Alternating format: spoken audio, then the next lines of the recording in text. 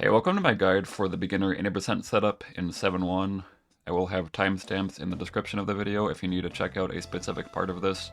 But before I even get started with the level itself, it's actually very important that I explain which version of the game you're even allowed to run the 80% category on. As for the actual ROM or like game version, you must use the NES version, also known as like USA or NTSCU. The other two versions, Japanese and European, will not work for this setup. Aside from the Japanese text in the Toad House in the credits sequence, you can tell if it's not the Japanese version because the trademark on the title screen is after the 3 instead of the bros. The European version runs a lot slower than the USA version and also does not let you jump as high, which should be very noticeable if you're trying to learn strats in World 1. As for what you run the game on, you can either do a real NES emulator or Nintendo Switch Online. Everything else is either not allowed on Piranha.com or will not work with the step I'm going to show, so don't use anything else. Here are the leaderboard rules for the category that are a lot more in-depth about which emulators are allowed if you're going to go with that route. It should be noted, however, that if you do runs on the Switch version in particular, the setup is less likely to work just by a little bit. Many people have gotten good times on Switch despite this, and it isn't that big of a deal, but I wanted to point that out in case you have the option to run on something different instead, because you'll have less problems in that case. But yeah, I just wanted to bring that up. And this video is going to be only for the 7.1 portion of the 80% category. It's not going to go over World 1 at all, but I do think it's important to know how to play World 1 the correct way, because if you look at the record, world record runs, you'll see they're doing some really weird stuff in World 1. They grabbed the mushroom in 1.1 when usually you would do that in 1.3. So I'm going to link in the description a World 1 tutorial of the old route that you should definitely be doing if you start this game, because otherwise if you do try to copy what you see in the record runs, you're definitely going to lose time, and it's just way too hard, so yeah, I'm going to post that there. Pretty old, but very good. Not really outdated at all. Would recommend that. So one more thing before I get into the level itself. The ROM that I'm using is a special ROM. It's not the normal game. As you can see in the points counter, it's kind of weird because that's actually showing the values of the shells, because as you might know, in this wrong warp, the shells are use them to like manipulate the code for the wrong warp to work. So it's not actually that important to have the ROM. Actually, it's basically not important whatsoever to have the ROM, but if you want it, then I'm just going to leave a link for it in the description. So yeah, starting out, just enter. First thing you want to do, jump on this pipe, and then tail whip him, and then throw him. Then enter this pipe right here. Basically, all you need to do for that first shell is make sure that when you enter this pipe, that his Y position is low enough. If you basically enter this pipe and you cannot even see the Koopa on the screen, that means you did it correctly. Do not kill the Koopa, because that's also really bad. But yeah, as long as it's down there, you're good. Next thing you'll do, you want to kill these 3 piranha plants, and then enter into this pipe. So you can, doesn't matter the speed at which you kill these dudes, you can do it like fast like that, where you just kill them immediately, then go right into the pipe. Or you can actually kill them while they're inside of their pipes like that. That's a good thing to do if you want to be a little bit slow with it, but just be careful, because if you're standing right next to it, that will not stop them from popping out again. As you'd expect in a vertical pipe, they'll still get you. And yeah, if you take damage or something here and you're unable to kill them right here, it does not matter too much, because you can take care of that later on. But yeah, preferably you don't want to take damage, you just want to kill them and then move on to the next pipe.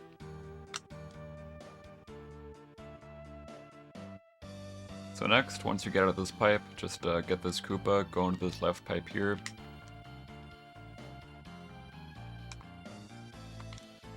First thing you want to do, just jump up here, like that. But as you're jumping up here, just let go of B to kill the shell at any point. Does not need to be precise whatsoever, that one. You can even kill it like here, for instance. Just make sure it's dead before grabbing the next shell, essentially. You want to grab this shell. You can kind of just, as you jump up here, just do another jump on this question block and run off of it. You can kind of just like jump in him pretty easily that way and just get him that way.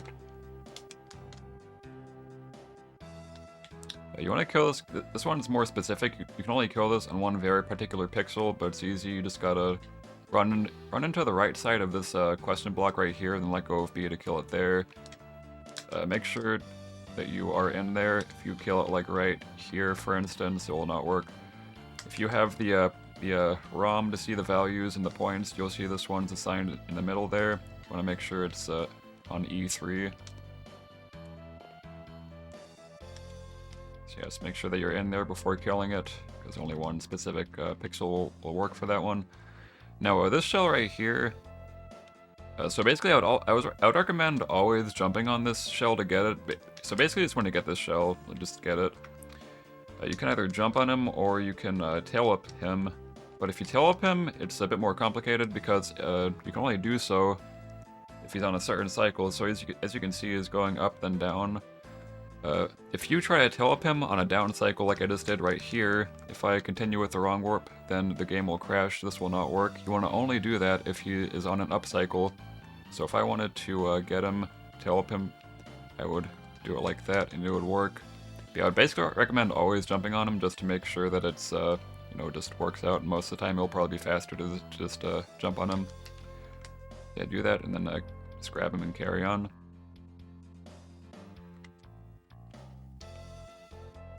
Let's grab the shell, go down here. This is the hardest shell to set up because, like the last one, it is pixel perfect, but this one, however, is not free.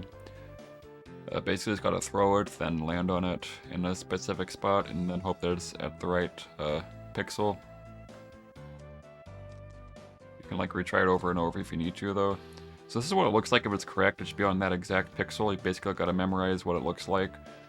If you're playing on the ROM, then if you look in the first two digits of the points, it'll say 20. Yeah, additionally, here is a graph that will show you what the correct pixel looks like on both console and emulator, because it can look a bit different on console and stuff with like deinterlacing. It can look real nasty, but yeah, that's what it'll look like if it's correct. You'll also notice the shell can either be regular or can be upside down. That's because if you tail whip the shell, it'll be upside down. So if you intend on doing that at all, it'll probably be worth memorizing what you know, the pixel for that looks like as well, just making sure. Additionally, it's also important to know what it looks like if it's incorrect. So here's what it will look like if it's one pixel to the left and 1 pixel to the right. So as for actually setting up the shell, first of all, you want to make sure that you're like pretty far to the right here. You don't got to be like hugging this thing entirely, just pretty close to the pipe there, so that your position's correct. Then basically just find whatever works for you. Just release the shell, jump a certain height.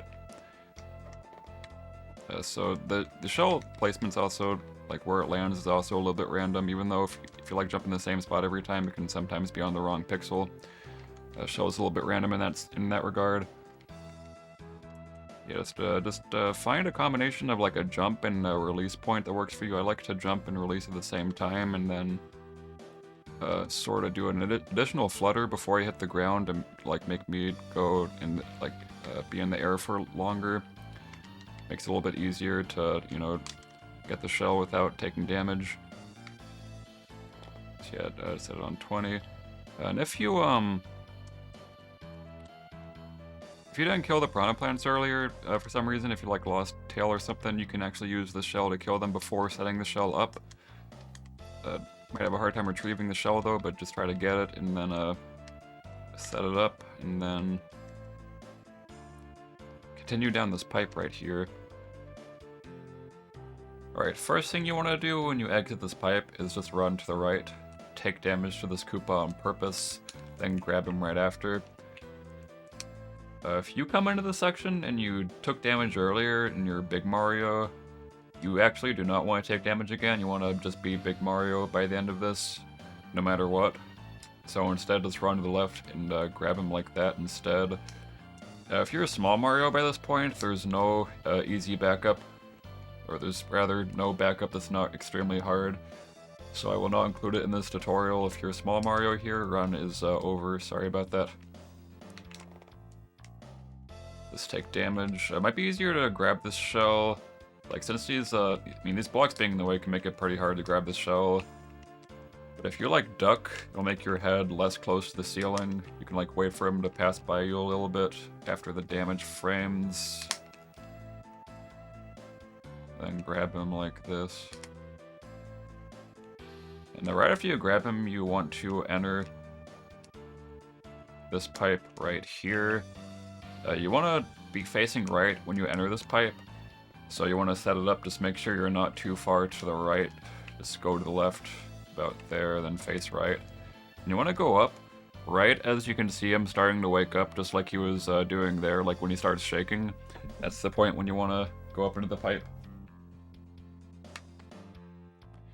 Now he's going to damage you. You have almost a full second worth of damage frames to start holding down to go back into the pipe. And what this does is it buffers it so that you enter the pipe consistently.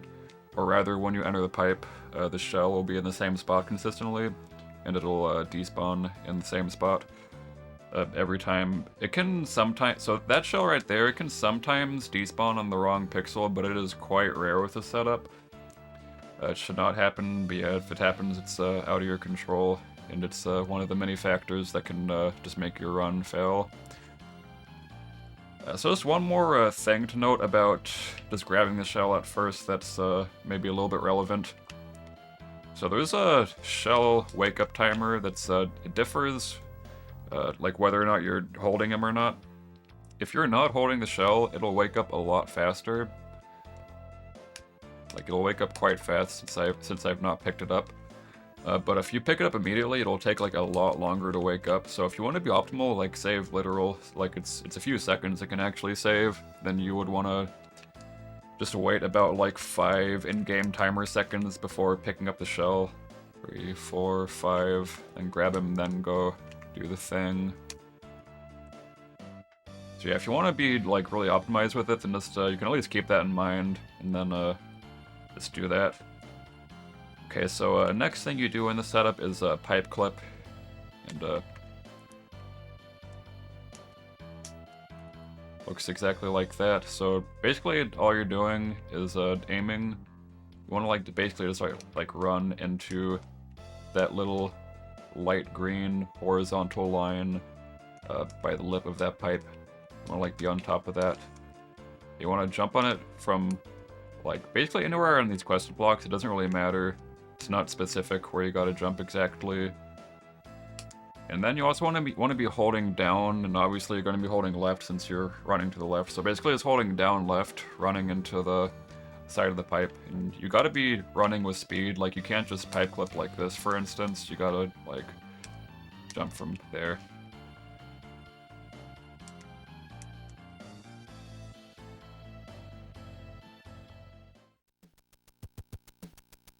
So if you're using the ROM that I'm using, then if you look in the points thingy, you'll see that it says 20E3 8F. If you see that, that means the setup is correct, and it should most definitely work. As far as the shell setups all being correct.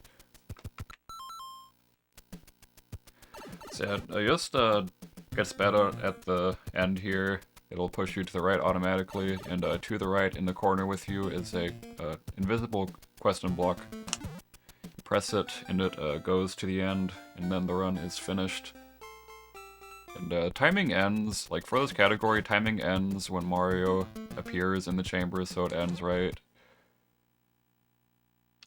Okay, I'll get to that later. So timing ends right here. Like right once he appears in the chamber. It's not when you jump, it's when Mario appears. Some people split at different times. But yeah, on the later boards, it's when he appears. So basically, one final thing. This last part's just easy, just all you do is jump. But there's one final thing that I gotta mention if you want to get this, like, just completely consistent, like basically get it every single time except for like the most rare things happening. So you saw earlier that when I was in the princess's chamber, it never lit up, and that is an incomplete run, and that does not count as a finished run. And the reason why that happened is because I pressed A when the melody of the music was not playing, So as you can see, I put the gameplay audio back on to show this. So the part that was playing right there, the da-da-da-da-da, like that, just like when the melody plays, that's when you want to jump into the note block. If that's not playing and you jump into the note block, there's a chance that the game will soft lock like it just did to me a little bit ago. So as like as a final way to make sure that you like don't have that happen, have like additional like potential crashes happen, then just make sure to jump when the melody's playing. Though if you're just like really trying to PB, then you probably don't need to care that much about it since it doesn't happen every time. You just probably want to jump as fast as you can, but yeah, just to note that.